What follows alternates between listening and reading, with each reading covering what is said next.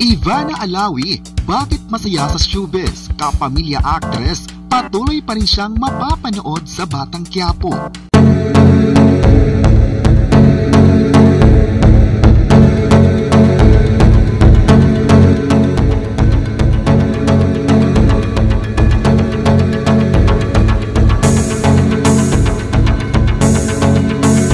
January 7, 2024, mainit na pinag-usapan sa social media ang kapamilya actress at vlogger na si Ivana Alawi dahil sa success ng kanyang showbiz career at buhay.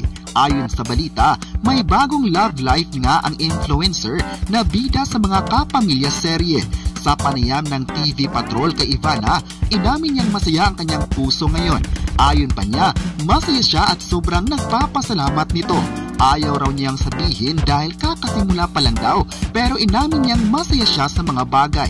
Paliwanag ni Ivana, silusa raw siya at hindi na mag-work pag showbiz at magulo. Gusto daw niya ng private relationship at hindi raw nagbigay ng maraming detalye si Ivana sa kanyang non-showbiz boyfriend. Pero hindi raw ito siloso sa kanyang katrabaho o mismong sa kanyang trabaho sa showbiz na demanding ang oras. Saad ni Ivana, wala daw itong kayabang-yabang ang non-showbiz boyfriend niya. Ayaw daw ni Ivana ng boyfriend na mayabang at isa daw ito sa mga bagay na nagpapa-turn off sa kanya. Super blessed daw siya at masaya na nagbiro pa na pwede na siyang mag-asawa. Tanong ng netizens ngayon, may plano kayang mag-asawa ang kapamilya actress?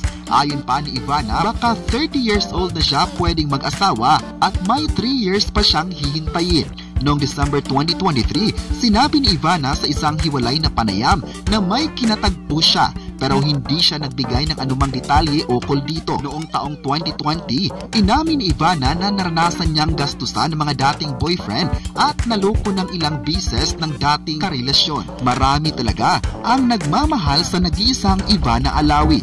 Ayon pa ng netizens, maganda talaga ang simula ng showbiz career ni Ivana at lalong-lalo na ang kanyang personal na buhay. Samantala, kung blessed si Ivana sa personal life, ay marami naman ang sabing maswerte din ang pasok ng taon ng kapamilya actress dahil kabilang pa rin siya sa pinakasikat na teleserye ngayon sa TV, ang FPG's Batang Quiapo. Si Ivana ay part ng teleserye kung saan gabi-gabi siyang nagpa-trending sa mga action scenes at love scenes nila ni Coco Martin.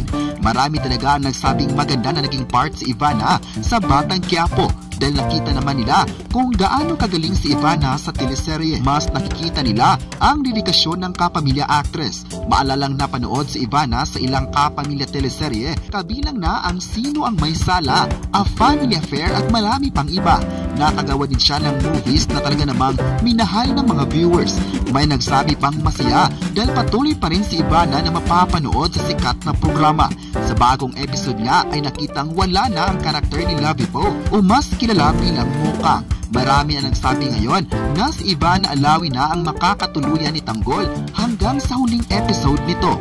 Ibig sabihin lang nito, maraming beses pa nilang mapapanood ang sikat na actress at vlogger. Marami talaga ang nagmamahal kay Ivana Alawi dahil sa napaka-humble nito. Kilala din si Ivana bilang vlogger na tumutulong sa mga taong nangangailangan ng tulong mula sa kanya. Ayon pa ng netizens, marami pa sanang teleserye ang gagawin niya sa ABS-CBN. Maalalang pumirma ng bagong kontrata si Ivana sa Kapamilya Network dahil loyal ito sa network. Si Ivana ang dating kapuso na naging part ng reality competition sa bansa at mula noon napabilang siya sa mga teleserye ng GMA Network at napanood sa sikat na serye. Nitong nakaraang taon, pinili ni Ivana na lumipat sa bakuran ng ABS-CBN dahil nakita niya na mag-grow siya bilang artist sa Kapamilya Network. Inamin din niyang gusto niyang maging isang kapamilya at gustong makatrabaho ang mga sikat na mga talents ng ABS-CBN. Inamin din ni Ivana na malaki ang kanyang pasasalamat sa ABS-CBN dahil sa oportunidad na makagawa ng mga di-calibreng contents na talaga namang minahal ng mga viewers. Sa lahat ng mga teleserye niya, nagandahan talaga ang mga audience. Marami sa mga viewers ang nagsabing deserve ni Ivana ang success sa showbiz na nakita nila kung gaano ito kagaling at passionate sa kanyang ginagawa. thankful talaga siya sa mga milestones na nakamit sa buhay. Umaasa talaga ang mga tao na sana'y mabibigyan ng maraming proyekto ang vlogger at actress para mas masubaybayan pa nila ito. Malaki talaga ang naging contribution ni Ivana sa Batang Quiapo kaya aabangan ito ng sambayanang Pilipino. Marami ang nagsabing proud sila kay Ivana dahil nabibigyan ito ng maraming exposure sa programa. Ayon pa ng isang netizen, dapat ay hindi na aalis si Ivana Alawi sa bakuran ng ABS-CBN dahil maganda naman ang naging pasok niya sa network. Marami din noon na nagsabing aalis na raw ng istasyon si Ivana pagkatapos ng ilang teleserye ngunit hindi ito nangyari. Kinumpirma ito ng kapamilya actress nang pumirma siya muli ng kontrata sa network. May netizen pa ang nagsabing bagay talaga si Ivana sa ABS-CBN dahil mas nakita nila ang kinang nito bilang isang artist. Sa taong ito, ano pa kaya ang mga pasabog ni Ivana Alawi sa kanyang mga fans? Ano naman kaya ang pasabog niya sa FPG's Batang Quiapo lalo na ngayon na winakasan na ang partisipasyon ni Lovie Poe sa teleserye?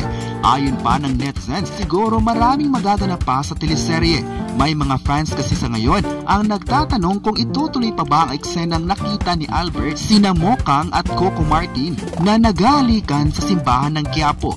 Ayon pa ng netizens, nakakalito na raw ngayon dahil inilabas na ng direktor ang highlight sa buong episode ng Batang Quiapo ngunit mababago ito dahil sa pagtatapos na isang karakter na si Mokang. Marami din kayang espekulasyon sa pag-alis ni Lovie Poe dahil itinuring siyang malaking karakter sa kwento. Dito din pumasok ang tanong ng mga netizens kung bakit kinuha pa si Lovie Poe noon kung maliit lang naman ang exposure niya sa teleserye. Pwede naman raw na si Ivana Alawi na lang ang gumanap sa karakter ni Mokang para magawa talaga ang buong episodes ng palabas. Dapat hindi na lang tinanggap ni Lovie Poe para hindi maaapektuhan ang eksenang masasagasaan nito.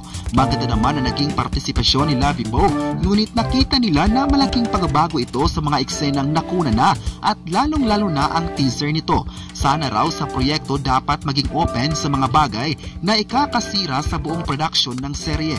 Alam raw ngayon na malaking dagok ito para sa direktor at production unit sa pag-alis ni Lovie Poe. Samantala, kung may aalis, nasiyahan din naman ang mga fans ni Ivana dahil alam nilang mas gagan pa ang buong kwento ng Batang Quiapo. May netizen naman na nagbigay ng negatibong komento tungkol sa teleserye. Ayon pa ng kritiko, dapat hindi nagpalabas ng buong teaser ang production ng Batang Quiapo kung saan sa tingin naman ay may pagbabago sa mga karakter nito. Mas nakita ng mga viewers ngayon na isang problema ito at nakakalito sa mga fans kung ano pa ang idudugtong ng direktor tungkol sa mga naunang nailabas na teaser. Marami sa mga netizens ang nagsabing magulo na ang teleserye pero tingin nila mas exciting raw dahil makikita nila kung paano masusolusyonan ng direktor ang nangyaring problema. Pero kahit nangyari man ito, ay proud pa rin sila sa matataas na TV ratings na nakuha ng Batang Quiapo. Sa mga bagong episodes nito, ay nakakuha ito ng over 900,000 live concurrent viewers. Ibig sabihin lang ito, marami ang nakatutok sa teleserye, lalong-lalo na sa karakter kay Ivana Alawi. Kayo, ano ang masabi nyo na masaya si Ivana Alawi sa buhay niya? I-comment na kung masaya ba kayo na matagal pang mapapanood si Ivana sa Batang Quiapo at huwag kalimutang i-subscribe ang ating YouTube channel.